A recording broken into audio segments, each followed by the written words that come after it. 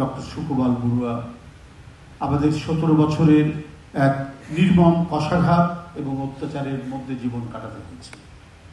ঘর থেকে বেরোলে পরে আমরা কারাগারে যাব না, আবার বাসায় ফিরে আসতে পারবো, এই ধরনের অনিশ্চয়তার মধ্যে আমাদের জীবন কাটাতে হয়েছে।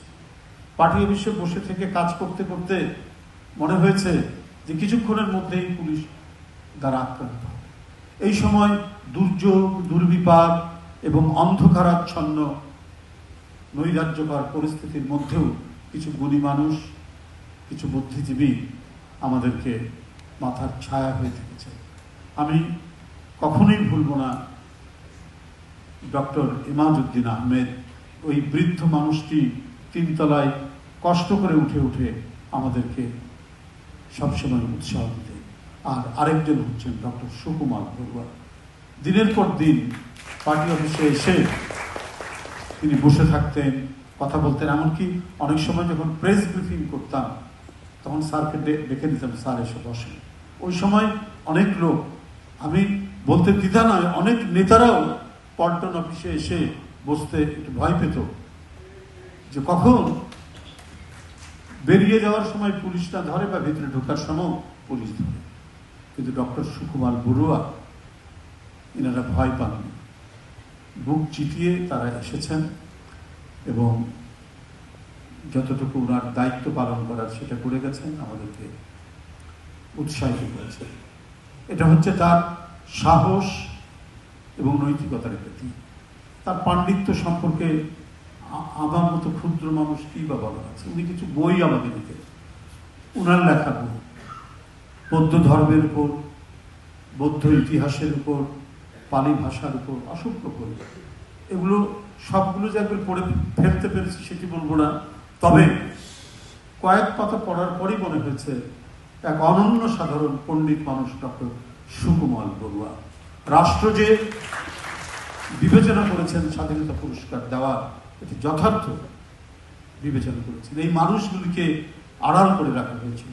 এই মানুষগুলিকে তারা যে সমাজে একটা বিরাট অবদান রাখছেন, তার প্রতিষ্ঠানে গবেষণা এবং ছাত্রদেরকে পড়িয়েছেন আন্তরিকতা দিয়ে এবং নিজের হৃদয়ের সমস্ত ভালোবাসা দিয়ে। রাস্তা ঘাটে যেখানে দেখা হোক বাবা এবং সোনা বলে যেভাবে মাথায় হাত বুলিয়ে দেন, এই শিক্ষক তার পাওয়া যায় না। শিক্ষকরা অনেকটা পেশাদারি পর্যায়ে চলে গেছে, কিন্তু শিক্ষকদের যে মূল বিষয়টা পাঠদান করা এবং শিক্ষার্থীদেরকে তাদেরকে স্নেহ, ভালোবাসা এবং ধমক দিয়ে তাদেরকে সঠিক পথ দেখানো, এই শিক্ষক আস্তে আস্তে হারিয়ে যাচ্ছে। কিন্তু যারা এখনো টিকে রয়েছেন তাদের মধ্যে ডক্টর সুকুমাল বড়ুয়া এবং ডক্টর আব্দুল সাত্তারদের মতো মানুষ।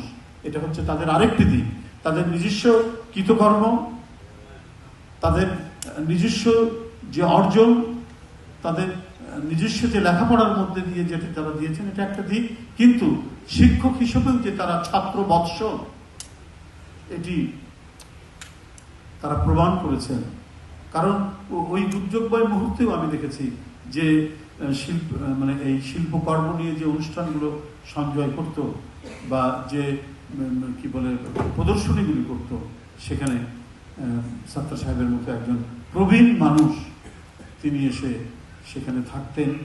এমনকি আমরা বুঝতে চেষ্টা করতাম তাকে দিয়ে প্রশ্ন করে যে স্যার এটার মানে কি, এই পেইন্টিংয়ে কি বলতে চাচ্ছে, তিনি ওটা বলতেন। তো আমি মনে করি যে রাষ্ট্র যথাযথ দায়িত্ব পালন করেছেন এবং এই যে পালনের যে জায়গাটা, আমরা সেই ফ্যাসিস্ট আমলে দেখেছি ডিপটি সেক্রেটারির বাবা কোন গ্রামের মধ্যে থেকে দুই একটা কি বলে যে কবিতা কি লিখেছেন না লিখেছেন সেটা কোনো মানেরই না, তাকে দিয়ে দেওয়া হলো 21 পদক কি স্বাধীনতা পদক, শুনেছি, হ্যাঁ 21 পদক দেওয়া হয়েছে।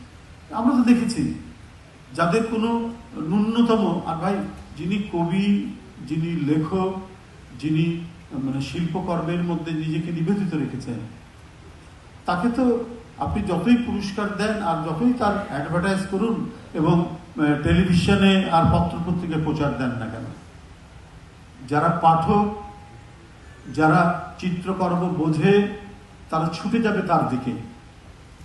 এস এম সুলতান সেই নড়াইলের কোথায় কোন গ্রামের মধ্যে পড়ে থাকতেন, কিন্তু যারা কিছুটা বোদ্ধা তারা ছুটে যেতেন, তার সান্নিধ্য পেতে চেষ্টা করতেন।